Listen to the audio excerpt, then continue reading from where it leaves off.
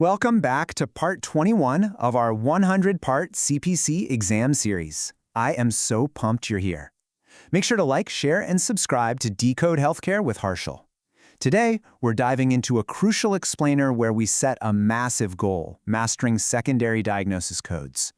If you want to absolutely crush the CPC exam and survive real-world audits, you have to nail Z-codes and external causes. Let's get right into it. Here's the agenda for today's explainer. First, mastering Z-codes, then history versus status. After that, external causes, followed by top audit triggers. And we'll wrap it up with a final review and teaser for next time. All right, Section 1, Mastering Z-codes, Factors Influencing Health Status. So Z-codes are absolutely essential when a patient isn't necessarily sick with an active disease, but we still need to explain the why of the encounter. Think of it as coding the circumstances.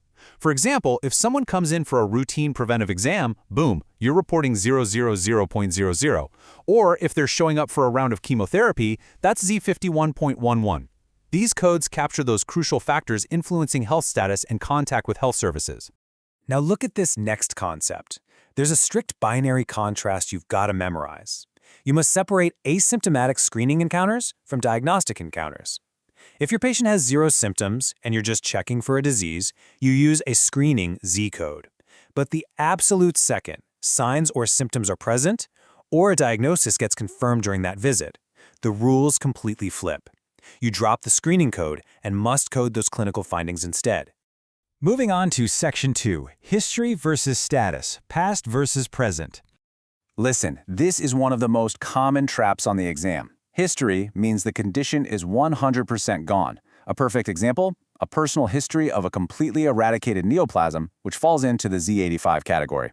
On the flip side, status means there's a current ongoing anatomical alteration that actually impacts patient care today. Think artificial joints, ostomies, or cardiac devices. It literally comes down to past versus present. Mix these up, and an auditor is going to deny your claim in a heartbeat. Section 3, External Causes, Telling the Whole Story. Please lock this into your brain right now, the non-standalone rule.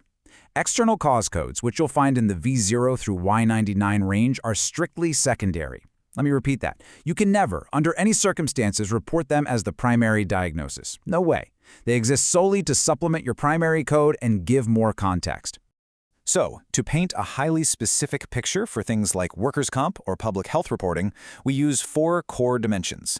You need to document the exact cause or mechanism of the event, the intent, was it accidental, intentional self-harm, or an assault, then exactly where it happened, and finally, what the patient was doing at the time. Getting these 4 dimensions right leaves 0 ambiguity. Which brings us to Section 4, Top Audit Triggers, Traps and Escapes. Now that you know the rules, here's your ultimate escape hatch from compliance nightmares, the strict index-to-tabular workflow. You always start in the alphabetic index and check your subterms, but you are never finished until you verify that code in the tabular list. Taking that extra verification step ensures maximum specificity and keeps you off the auditor's radar. Let's look at the top 3 traps and your exact escape routes. First up, stop over-relying on unspecified or NOS codes when the medical record actually has the details. You have to mine that documentation. Second, sequencing errors. The tabular list dictates that an underlying etiology code always goes before a manifestation code, no exceptions. And third, never bypass excludes one notes. If a note says 2 conditions cannot be coded together, they are mutually exclusive. End of story. And here's a massive final trap, forgetting the 7th character. For chapters covering injuries and obstetrics, missing that 7th character for the encounter type, like A for initial, D for subsequent, or S for sequela, makes your entire code invalid. Remember, you have to use that X placeholder to push your letter to the 7th spot if the code isn't long enough.